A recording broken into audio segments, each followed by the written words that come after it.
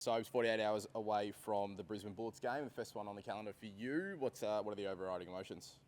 Not much really. I mean, it's being talked about by a lot more people other than me, and just really focused in on us getting our first win. Worried about ourselves all the start of this week. We started to tap into film today, but this whole week we've just been figuring us out, what it's going to look like for us to play our best on Saturday night. I know there's obviously processes and procedures that you've got to go through in the next little bit, but if you can cast your mind forward, what will a win do for this group?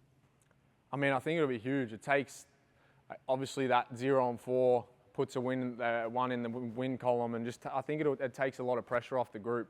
I think right now we're so caught up in the end results right now, and I think like I said, we've got to stick to the process of all that and get caught up in the little battles without the quarters, and I think that'll go a long way for us on Saturday night. We all know about the exit from the Bullets. We don't need to rehash that, but obviously you've got some friends back there. Is it going to be exciting to come up against some of them? Is there somebody in particular looking forward to smashing up against? Yeah, I mean, obviously played with a few of those guys for a long time, especially Tyrell.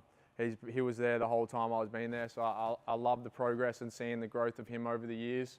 But yeah, obviously played with some Australian games with Nordo and stuff as well, so he gets after it on the defensive end, so I always love those types of matchups. If you go up north, they're getting asked the same questions. Nordo, you mentioned there, they asked him, are you going to try and get under Sobey's skin? He said you can't. Will you try and get under Nordo's skin? No, I mean, I think it's a similar answer. He's pretty rock solid with how he goes about things, so we just got to focus on us and what that looks like over the course of 40 minutes to get the win. We saw the intensity at training today. What is your message to the group, and what's the mood of the group going into Saturday night's game? I mean, it's just whatever it takes to win.